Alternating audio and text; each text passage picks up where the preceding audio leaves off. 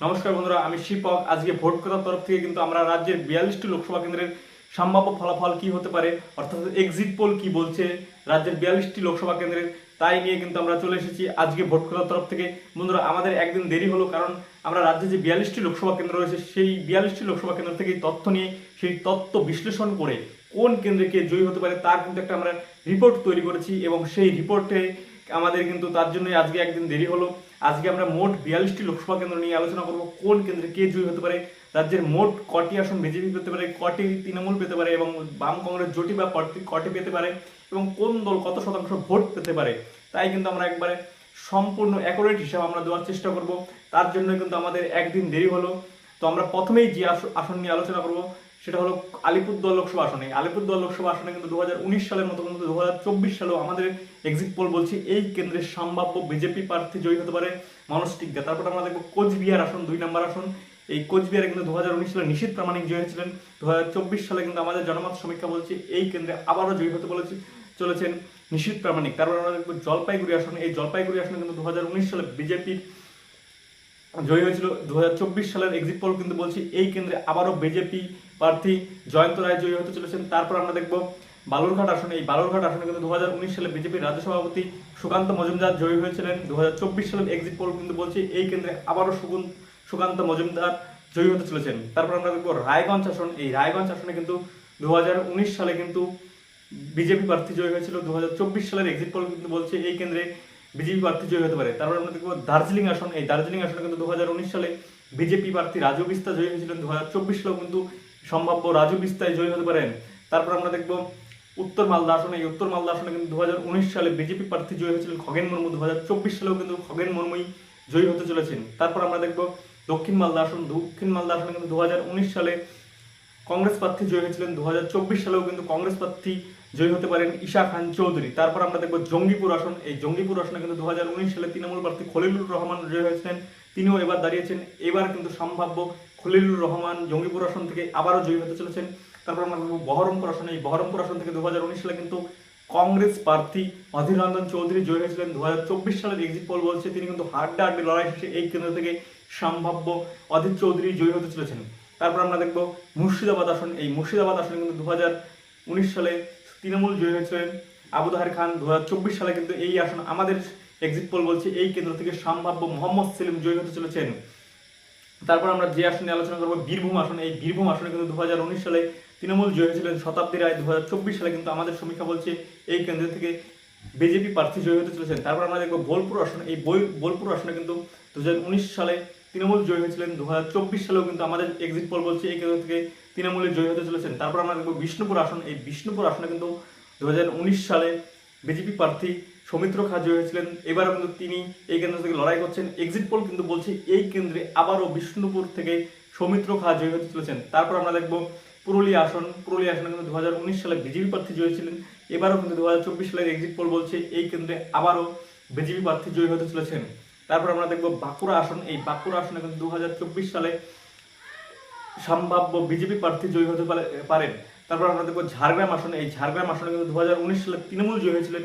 2024 সালে কিন্তু সম্ভাব্য এই কেন্দ্র থেকে টিএমসি প্রার্থী জয়ী হতে পারেন। তারপর আমরা দেখবো তমলুক আসনে। এই তমলুক আসনে কিন্তু 2019 সালে বিজেপি প্রার্থী তৃণমূল প্রার্থী জয়ী হয়েছিলেন। 2024 সালে কিন্তু সম্ভাব্য তমলুক আসন থেকে বিজেপি প্রার্থী অভিজিৎ গঙ্গোপাধ্যায় জয়ী হতে পারেন। তারপর আমরা দেখবো কাথি আসন। কাথি আসন কিন্তু 2019 সালে তৃণমূল পেয়েছিল। এবার কিন্তু আমাদের জনমত এক্সিট পোল বলছে এই কেন্দ্রে সম্ভাব্য বিজেপি প্রার্থী জয়ী হতে পারেন। তারপর আমরা দেখবো ঘাটাল আসন। এই ঘাটাল আসন কিন্তু 2019 সালে তৃণমূল পেয়েছিল। এবারও কিন্তু 2024 সালে সম্ভাব্য তৃণমূল পেতে চলেছেন। তারপর আমরা দেখবো মেদিনীপুর আসন। এই মেদিনীপুর আসনে কিন্তু 2019 সালে বিজেপি পেয়েছিল দিলীপ ঘোষ। এবার কিন্তু সম্ভাব্য আবারও বিজেপি প্রার্থী অগ্নিমিত্রা পাল সম্ভাব্য জয়ী হতে চলেছেন।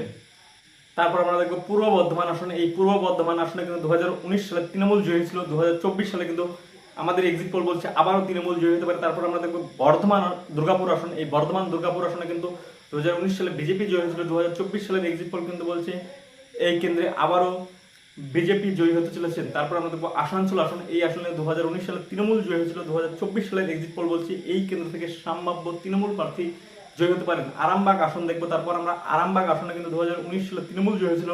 2024 সালে কিন্তু এক্সিট পোল বলছে এই কেন্দ্র থেকে বিজেপি প্রার্থী জিততে চলেছেন।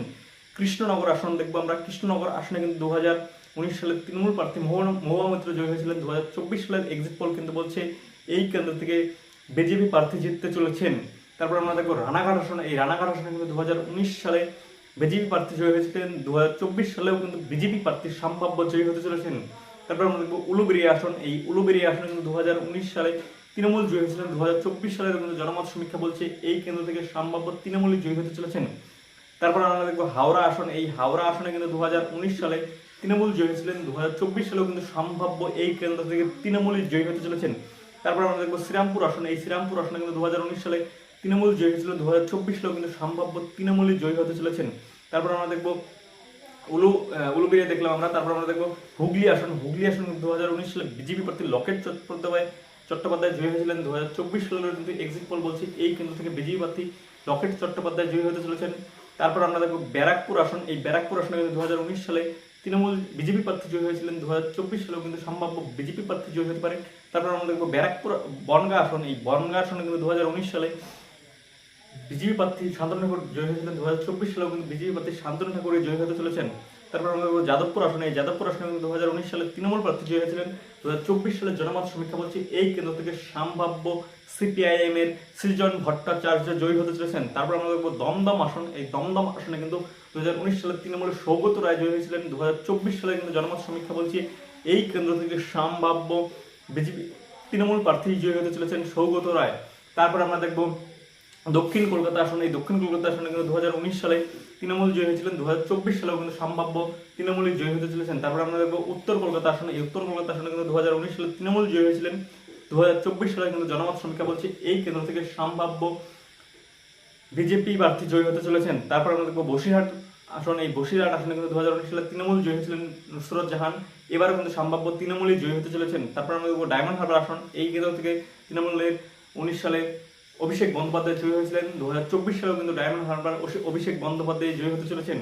তারপর আমরা দেখবো মথুরাপুর আসন সম্ভাব্য এই কেন্দ্র থেকে কিন্তু তৃণমূল প্রার্থী জয়ী হতে চলেছেন। তারপর আমরা দেখবো বারাসাত আসন। এই বারাসাত আসনে কিন্তু 2019 সালে তৃণমূল জয়ী হয়েছিলেন। এবার কিন্তু সম্ভাব্য বিজেপি প্রার্থী জয়ী হতে চলেছেন। তারপর আমরা দেখবো জয়নগর আসন। এই জয়নগর আসনে কিন্তু 2019 সালে তৃণমূল জয়ী হয়েছিলেন। 2024 সালেও কিন্তু সম্ভাব্য তৃণমূলই জয়ী হতে চলেছেন। আমরা দেখলাম ওভারঅল 42টি লোকসভা কেন্দ্রের সম্ভাব্য ফলাফল কি হতে পারে। এখন আমরা দেখব মোট কোন দল কটি আসন পেতে পারে। আমরা যদি তৃণমূলের আসন দেখি, তৃণমূল কিন্তু 42টি লোকসভা কেন্দ্রের মধ্যে মোট 15টি আসন সম্ভাব্য পেতে পারে তৃণমূল। বিজেপি কিন্তু 42টির মধ্যে মোট 23টি আসন সম্ভাব্য জিততে পারে। হ্যাঁ বন্ধুরা, 23টি আসন বিজেপি জিততে পারে। আগের বার কিন্তু মোট 5টি আসন বেশি জিততে চলেছেন এবং তৃণমূল কিন্তু 60টি আসন হারাতে চলেছেন। তারপর যদি আমরা সিপিআইএম এবং কংগ্রেসে দেখি, কংগ্রেস কিন্তু 2টি আসন জিততে চলেছেন এবং সিপিআইএম কিন্তু উল্লেখযোগ্য ফলাফল 2টি আসনে জিততে চলেছেন। আমরা যদি ভোট পার্সেন্টেজ দেখি তাহলে কিন্তু বিজেপি পেতে পারে 44% ভোট, তৃণমূল পেতে পারে কিন্তু 42% ভোট এবং বাম কংগ্রেস কিন্তু সম্ভাব্য 14% ভোট পেতে পারে জোটে। বাম কংগ্রেস কিন্তু 14% ভোট পেতে পারে সম্ভাব্য। তো আমরা দেখলাম ওভারঅল আমাদের পশ্চিমবঙ্গের মোট 42টি লোকসভা কেন্দ্রের এই ফলাফল কি হতে পারে। এক্সিট পোল, আমরা কিন্তু এক্সিট পোল বলছি না একবারে সত্যি হবে, কিন্তু আমরা বলছি এই এক্সিট পোল কিন্তু মিলে যাওয়ার সম্ভাব্য সম্ভাবনা রয়েছে। এবং এই 42টি লোকসভা কেন্দ্রে কিন্তু এক্সিট পোল আমাদের যা তথ্য উঠে এসেছে তাতে কিন্তু এর বাইরে যাওয়ার সম্ভাবনা নেই বললেই চলে। তারপরেও বলছি ভোটের মানুষের মনের ভিতর কি রয়েছে সেটা সম্পূর্ণ তাদের ব্যক্তিগত বিষয়, সেটা সম্পূর্ণ বলে না, কিন্তু আমরা যা বুঝতে পেরেছি তাতে কিন্তু এই এক্সিট পোল আমাদের তৈরি হয়েছে। তারপর যদি আমরা টোটাল যে আমাদের রাজ্যের চিত্র দেখি তাতে কিন্তু 23-15 কংগ্রেস 2 সিপিআইএম 2, অর্থাৎ ওভারঅল এই চিত্র। যদি তোমাদের অবশ্যই ভালো লাগে লাইক কমেন্ট শেয়ার, আর ভালো লাগে কমেন্টের মাধ্যমে জানাবে। আর যারা এখন সাবস্ক্রাইব করেনি সাবস্ক্রাইব করবে। নমস্কার, ধন্যবাদ।